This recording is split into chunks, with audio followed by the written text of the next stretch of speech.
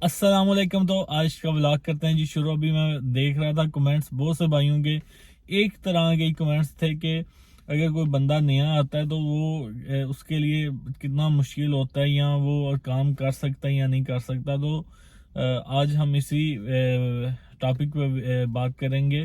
तो जैसे ही आप अगर पाकिस्तान, इंडिया, बांग्लादेश में है, सबसे पहले तो आप आना चाहते हैं, कोई बंदा अभी नया आके वीडियो देखता है, तो सबसे पहले वो कोशिश करे कि इस टॉपिक पे पहले वीडियो बन चुकी है या नहीं बन चुकी।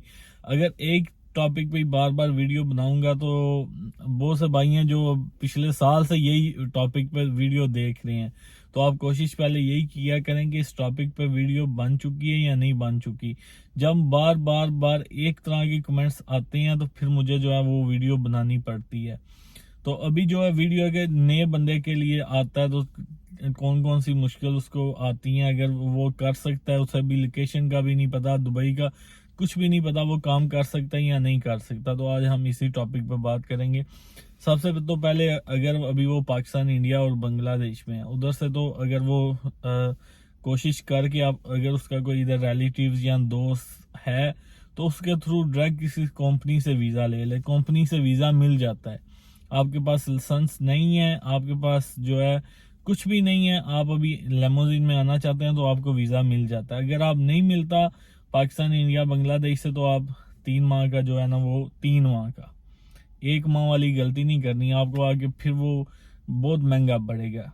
1 महीने में कुछ भी नहीं होता, बहुत रियल चांस होता है कि 1 महीने में आपका वीज़ा चेंज हो जाए। जैसे कोरोना की सूरत हाल है, टाइम ज़्यादा लग रहा है।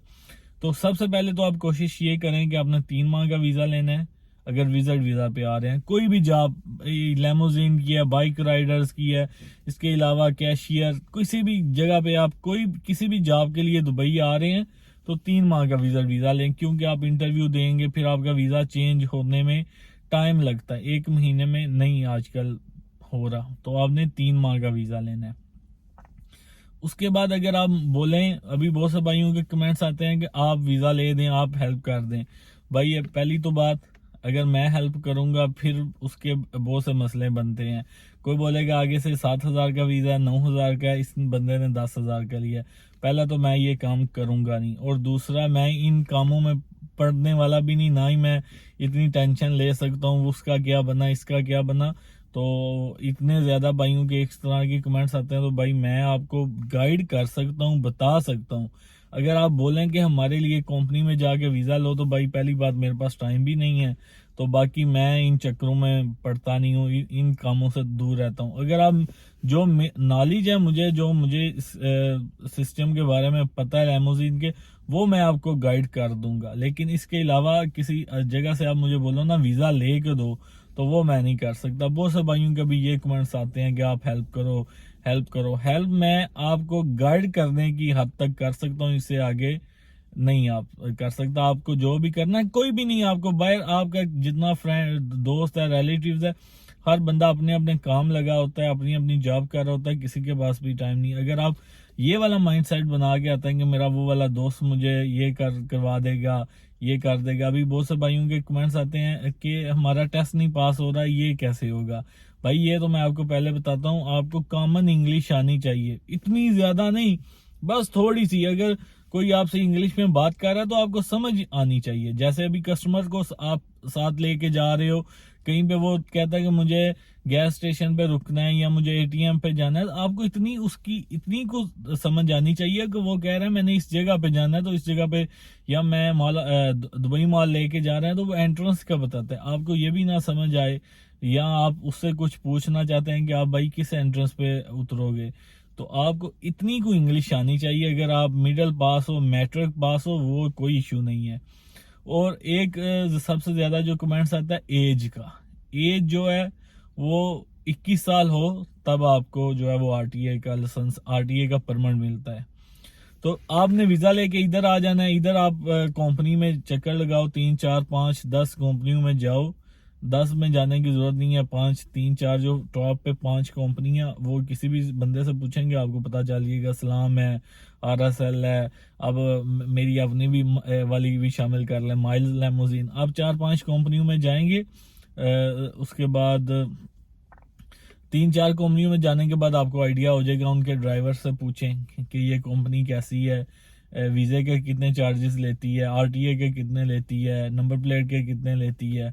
इवन आप सारी उनसे बातें करें तो आपको थोड़ा आइडिया हो जाएगा। तो उसके बाद आप, कंपनियां सब एक तरह की होती हैं। अगर आप उनको टाइम के साथ पेमेंट करते रहते हो तो वो आपके साथ अच्छी हैं। अगर आप उनको टाइम पे पेमेंट नहीं करते तो सारी कंपनियां बुरी होती हैं। ये आपने बात जो है वो ज़हन में रखनी है।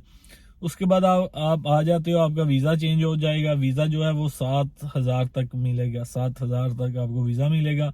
उसके बाद आपका लाइसेंस है, अगर लाइसेंस है तो ठीक, नहीं तो वो भी आप 5 से 10,000 तक आप लाइसेंस कर लो। वो आपकी हिम्मत है, आप कितनी जल्दी और कितने पैसों में लेते हैं। 5 से 10,000 तक, आप 15,000 तक भी जा सकते हो, लेकिन नॉर्मली 10,000 तक बंदे का बन जाता है। उसके बाद RTA कार्ड की बारी आ जाती है। तो RTA कार्ड जो है वो अभी आप खर्चा लगा लो 2,000 से ले 2200-2300 से लेके 3,000 तक। इसमें CID की रिपोर्ट होती है, RTA के कार्ड के पैसे होते हैं, क्लासेस के पैसे होते हैं, उसके बाद मेडिकल के पैसे होते हैं। तो ये टोटल जो है ना वो 25-26-2700 दिरहम लग जाता है। इसके बाद फिर आप जो है वो रेडी हो जाते हो गाड़ी चलाने में। हाँ, गाड़ी अब चलाने में आपको लोकेशन का भी नहीं पता, सब कुछ नहीं पता, तो कोई इशू नहीं है। पहले कोई भी आता है, मैं भी अब दुबई में आया हूँ तो बिल्कुल नया था, मैंने कोई और काम नहीं किया था दुबई का, मुझे कोई आइडिया नहीं था। लेकिन आप एक हफ्ते के अंदर अंदर, स्टार्टिंग में आपने थोड़ा सा केयरफुल रहना। कस्टमर आता है उसको आपने बता देना कि मैं नया हूँ, मेरा पहला दिन है, तो काइंडली मुझे थोड़ी सी हेल्प कर देना, मुझे अभी रास्तों का नहीं पता और मैप चलाने का मुझे इतना आइडिया नहीं है। तो कस्टमर आपकी हेल्प करेगा, इतना इशू नहीं बनता। लेकिन आप वीडियो लेंथी हो रही है, फिर आप पूरी वीडियो देखते नहीं। सबसे पहले तो कोशिश किया करेंगे पूरी वीडियो देखें। पूरी वीडियो देखने के बाद जो है वो आपको फिर एक तरह के कमेंट्स आते हैं, तो फिर मैं उसका क्या रिप्लाई करूं। अब अगर 100 कमेंट्स आ जाते हैं, मैं 100 को रिप्लाई तो नहीं कर सकता, वन बाय वन सबको कमेंट्स नहीं कर सकता। कोशिश यही किया करें कि आप पूरी वीडियो वॉच किया करें। वॉच करने के बाद अगर मेरे से कोई पॉइंट मिस हो जाए तो फिर आप मुझे कमेंट्स करेंगे, तो मुझे पता होगा यार ये वाला हाँ मैंने नहीं बताया होगा। तो जब मैंने नहीं बताया होगा तो मैं आपको लाजमी रिप्लाई करूंगा। तो एक चीज का मैंने बताया हुआ है तो वो बंदा कहता है यार वीडियो देखते नहीं।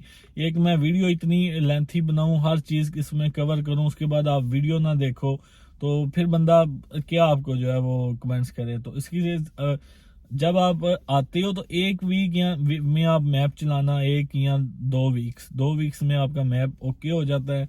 आपका पहले मंथ में आप सही हो जाते हो, आपको इतना मुश्किल नहीं बनता।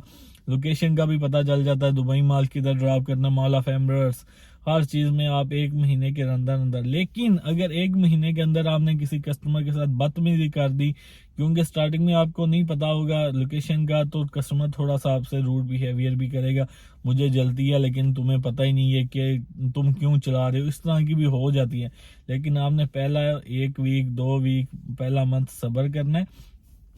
इसमें अगर आप काम करने वाले हो, इतना आसान कोई भी काम नहीं होता। देखने में अगर आप देख रहे हैं 600 बन रहा है, 700 बन रहा है, 800 बन रहा है, तो देखने में बड़ा आसान लगता है, लेकिन काम करने में इतना आसान नहीं होता। कोई भी काम है, जब आप उसको देख रहे हो यार वो बंदा इतना कमा रहा है, तो आपको देखने में बड़ा इजी लगेगा यार कोई मुश्किल नहीं है, ये तो बस ऐसे ही इतने का काम कर जाता है। लेकिन जब वो काम आप खुद करने पे आएंगे तो वो इतना आसान नहीं होता। पहली तो बात आपने ये ध्यान रखनी है, इतना आसान इसमें आपकी गाड़ी लग सकती है। इसके बाद आपकी जो है वो कुछ भी हो सकता है, गाड़ी खराब हो जाती है। अब मेरी गाड़ी का पीछे इंजन खराब हो गया था, पूरी गाड़ी का पूरा इंजन चेंज करवाया है। उसके बाद अगले दिन गाड़ी लगी, 500 दिरहम उसका फाइन आया। उसके बाद उसी 2-3 दिन बाद 22 से गाड़ी लगी, 500 दिरहम उसका फाइन है। फिर अगले दिन एक स्पीड कैमरा का फाइन आ गया, 600 दिरहम।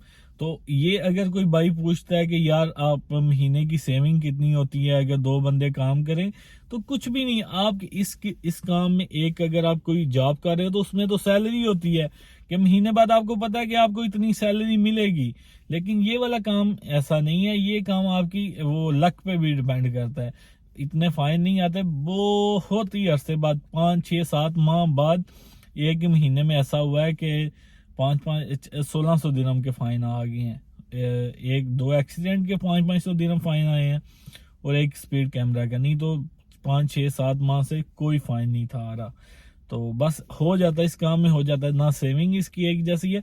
बाकी मैं आपको फिर सेविंग पे कमीशन पे सब वीडियो बना के बता दूंगा। लेकिन जब आप वीडियो पूरी नहीं देखते तो फिर बनाने का मकसद नहीं होता। तो कोशिश यही किया करें, अगर कोई भी भाई आता है वीडियो पे तो वीडियो पूरी देखे। तो इतना इजी मुश्किल नहीं है। मुश्किल उनके लिए होता है 100 में से जो 5% होते हैं, वो स्टार्टिंग में एक तो उनको इंग्लिश नहीं आती, उनको कस्टमर की समझ नहीं आ रही होती बिल्कुल ही। इंग्लिश भी मैं कहता हूँ सिर्फ थोड़ी सी आनी चाहिए कि आपको समझ आ जाए कस्टमर आपसे क्या कहना चाह रहा है। तो बस आपने अगर इतनी आती है तो आप समझेंगे कामयाब, इतना इशू नहीं बनेगा आपके लिए। तो आज की वीडियो करते हैं इधर ही ख़त्म। 1 महीने के अंदर अंदर आप रेडी हो जाओगे। पहला माह आपके लिए मुश्किल है, लेकिन आप बिल्कुल नए बंदे भी हो, आपको थोड़ी सी इंग्लिश आती है तो आप चल जाओगे। मैप भी एक वीक के अंदर अंदर आप समझ जाओगे। तो आज का व्लॉग भी करेंगे इधर ही ख़त्म। तो अभी तक जिन भाइयों ने चैनल को सब्सक्राइब नहीं किया हुआ, काइंडली चैनल को सब्सक्राइब भी कर लिया करें, आपका अपना ही चैनल है। तो हम मिलते हैं एक नई वीडियो में, तब तक अल्लाह हाफिज़।